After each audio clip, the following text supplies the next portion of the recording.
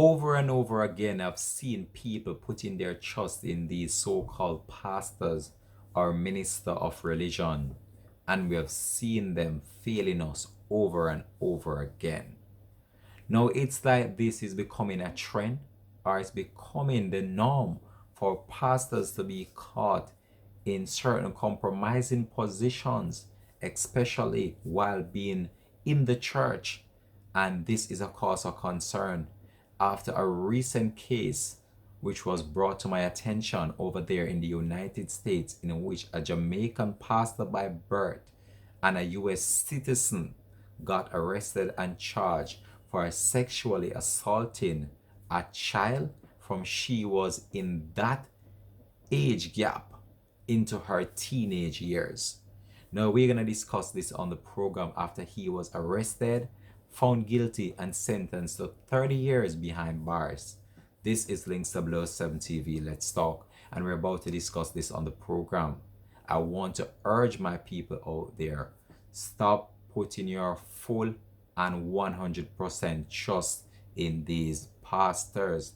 Some of these pastors let some of you church people or Christian feel as if your life cannot continue without them not being a part of it. You need to wise up, open your eyes, and see the brighter picture ahead of you. When we return, we'll discuss this on the program. This is Links TV. Let's talk.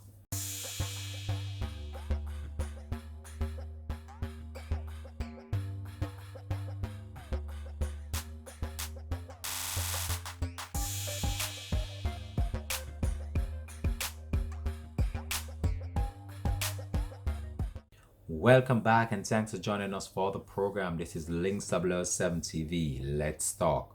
Pastor sentenced to 30 years behind bars for allegedly sexual assaulting a girl from she was at a tender age into her teenage years. And he was being investigated by many police officers during this time, and even after he was convicted, he is denying the whole entire situation that played out. So with no delay, let me just divulge the details of this on our program. We ask you, please remember, just like, share, subscribe to the channel, click that notification bell as well so you're notified whenever we post new videos on this platform. So a Jamaican man who was a former minister of a Connecticut church was convicted of repeatedly sexual assaulting a girl from she was 6 years old. He has been sentenced to 30 years behind bars.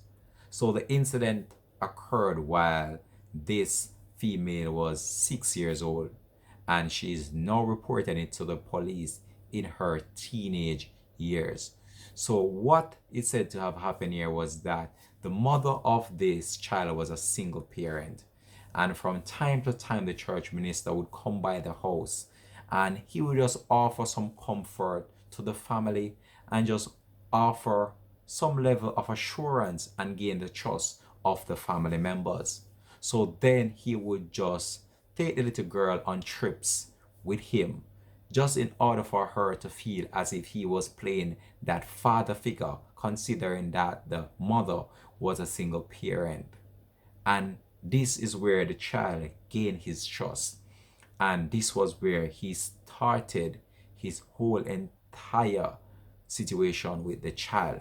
So according to the Associated Press, the 45-year-old man identified as Orrin Cole continued to maintain his innocence during the sentencing hearing on Friday in Bridgeport Superior Court, but the judge did not really give him any sort of assurance that he was even going to get away from this case, and he was sentenced to 30 years behind bars. So reports are that the victim faced Cole as she spoke about the whole entire situation which she had to endure from she was 6 years old into her teenage years. And I quote, "You took something from me I can never get back, my innocent," the woman, now in her 20s, said. "You took me under your wings, not to protect me, but to hurt me over and over again. Mr. Cole, you hurt me very bad. Prosecutors said that Cole, a former minister at the Bridgeport Church, began to sexually assault the girl when she was in kindergarten, and the assault continued until 2017 when she was a teenager. A jury convicted him of 3 counts of first-degree sexual assault in March of this year. After prison, Cole would be on probation for another 30 years and have to register as a sex offender for the rest of his life. His public defender, Bradford, said that Cole is a Jamaican citizen and likely to face deportation after his prison term. So even though he was an American citizen during this time of this incident, that might be revoked from him and he might be deported back to Jamaica. So when we look on this situation, this started from the girl was 6 years old, and he groomed her into believing what he was doing to her was right and that he was taking care of her. Woe be unto these pastors out there that is using their role and their professionalism role in order to tarnish the lives of young children and also adults as well, because most of the time these pastors, they are gaining the trust of adults. And I can tell you some things are happening in these churches that you would not even believe that these things are happening behind those doors. During the actual court and the victim taking the stand, the 45-year-old Cole showed no remorse for what he is alleged to have done to this individual, and he continued to maintain his innocence throughout the whole entire court proceeding. He said to the judge, "I'm here to fight for my life," Cole told the Superior Court judge. "I never sexually assaulted her. I'm hurt.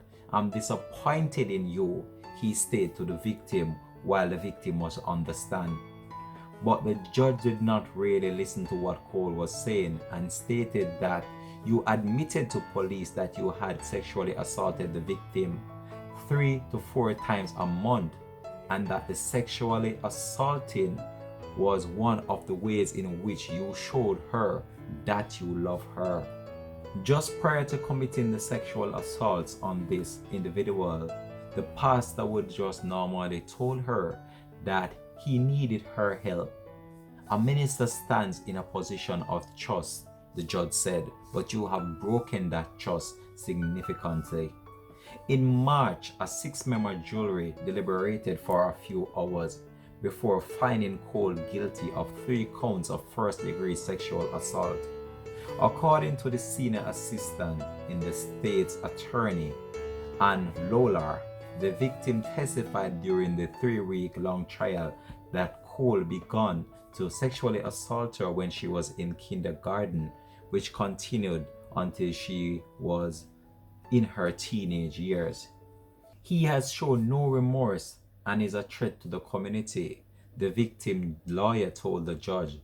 However, in his defense, the lawyer represented the accused said that "my client has no prior criminal record and is asking for a leniency from the judicial system." The judge sentenced Cole to 60 years suspended sentence after he served 30 years in prison, followed by a 30-year probation.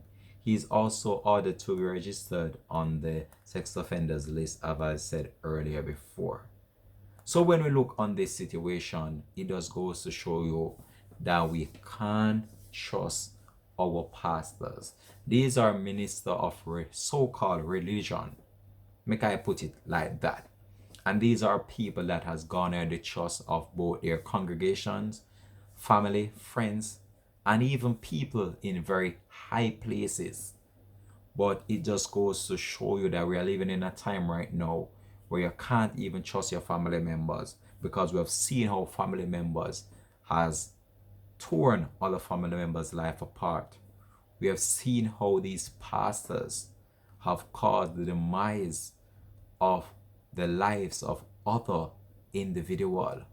When I saw this story, what came back to my mind was a situation in which I remember took place some years ago. I believe it was just 2 years ago or so, in Mandeville, Manchester, in which this young, promising girl lost her life to a deacon at the Seventh day Adventist church located in Mandeville, Manchester.